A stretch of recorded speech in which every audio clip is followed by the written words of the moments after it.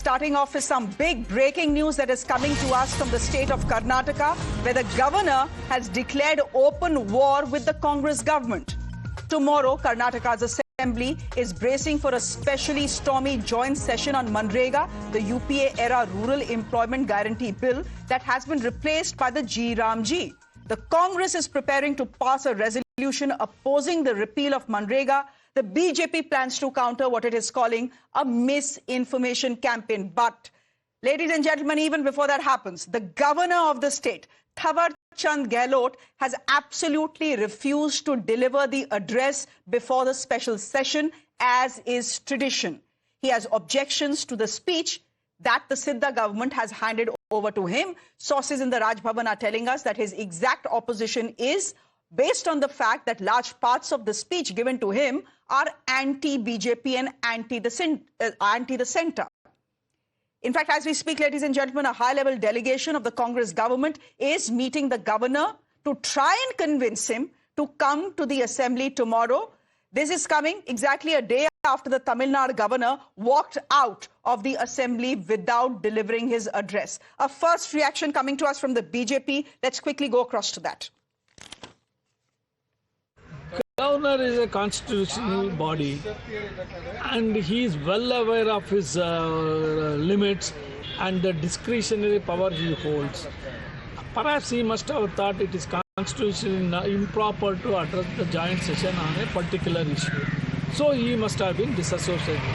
Ultimately, it is the governor who takes the final call. Let me go straight across to my colleague Neha Hebale, who's tracking the story in Bangalore. She's joining us from outside the Lok Bhavan. Neha, good evening to you. I believe that high-level delegation that the Karnataka government had dispatched to meet the governor, that meeting has ended. Do we know whether the governor has agreed to come to the session and deliver the address tomorrow or not?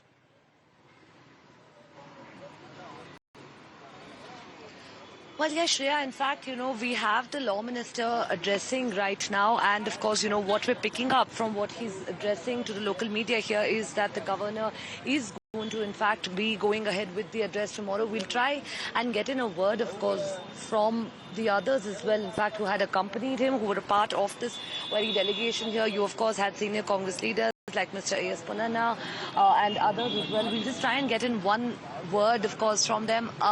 Ponnanna, sir? Sir, well, Shreya, of course, we'll just try and get in a word to understand exactly what the law minister there is saying. But essentially, of course, to summarize, it seems like this delegation that had come to meet him has successfully managed to convince him. Remember, the objection that the governor essentially had was the fact that some portions of the speech that, in fact, he was supposed to address were objectionable to the central government, that they were reportedly derogatory. They did not reflect Manrega thoroughly is what he, of course, had raised an objection about. But they've managed to meet him. We'll, in fact, just try one more time to get in a reaction. Sir?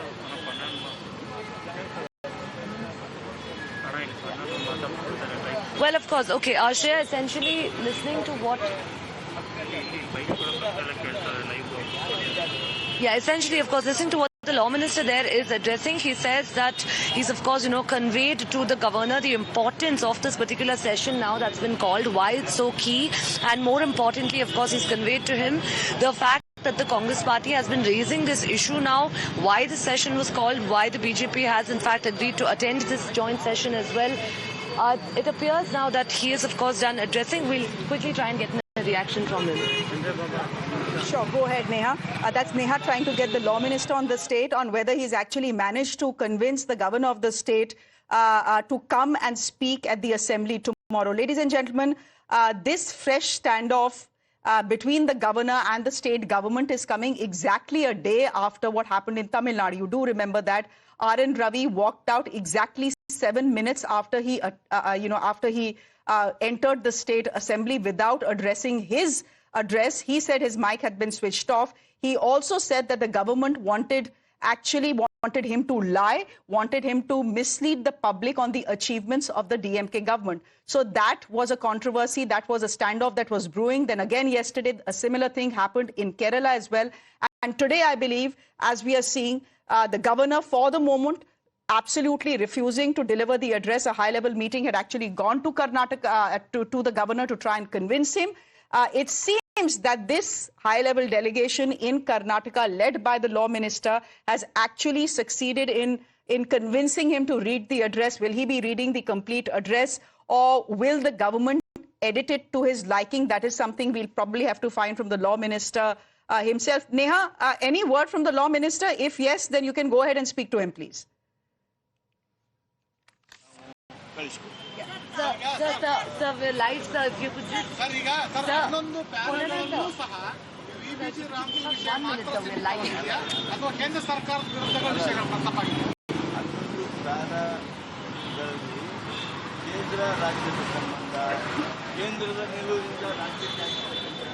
Well, Shreya, I'm just going to very quickly translate what the law minister here is of course saying in Kannada. He says that, of course, relationships between the state and centre could always deteriorate, even if that is for a political reason. But this shouldn't affect the governance in the state, and that's the importance of the session that's been called.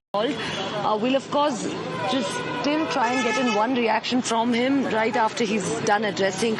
Okay, we'll then come back to you. I'll quickly go across to my guests who are joining me. Surabhi Hodegere, spokesperson of the BJP, joining us on the broadcast. Anurag Naidu is a political analyst. Satabish Shivanna, spokesperson of the Congress Party. Good evening to you. Tehseen Poonawala is a political analyst joining us on the broadcast.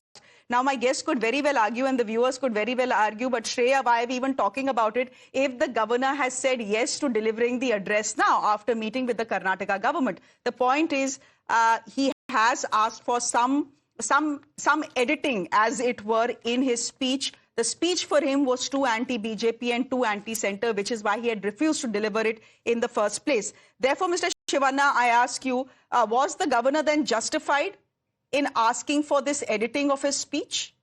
He's uncomfortable with bad-mouthing the BJP government, as the Congress government wants him to do in the assembly. The Karnataka government should have known that, given that Mr. Gehlot is a BJP man.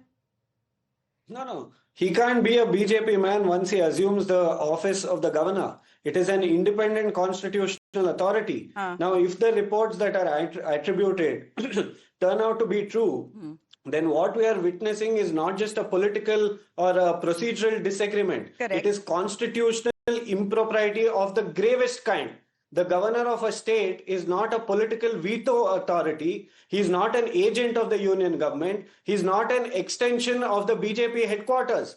Under Article 176 of the Constitution, the governor is constitutionally bound to deliver a speech as provided on the aid and advice of the Council of the Ministers. Now, he is only required to act on the aid and advice. He can maximum ask for certain changes to be made, but once the Council of Ministers have provided this advice, he must act on it. He cannot block a democratic process. It is a bounden duty, a constitutional duty that he must act upon. No, but there are ideological differences as well. In this case, as I said, he's a career BJP man. Mr. Gehlot is, of course, now the governor, and the governor is supposed to be apolitical, etc., etc. But we know that that's not how it works. Mr. Gehlot is someone with an ideology, right? And he's lived with his ideology all his life. My point is, why give him a speech in the first place where you know he's going to have an objection? Was this headline hunting by the Congress party to say, oh, look, our governor is doing exactly what the Tamil Nadu governor was doing and the Kerala governor was doing? No, not at all. I mean, the government, on the aid and advice of the Council of Ministers, will prepare a speech that highlights the development activities that are being carried out by the state government.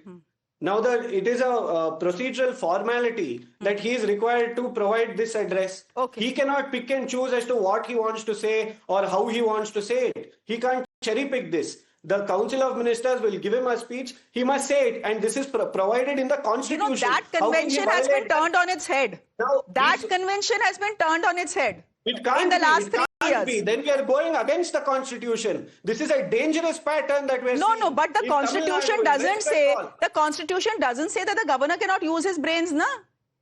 Does the Constitution say that? If, for example, the Tamil Nadu governor found fault with what the DMK had given him as a speech, where the figures he said didn't match, why, as a thinking person and a thinking governor, will he spout, lies about the DMK government? Tell me. And their achievements.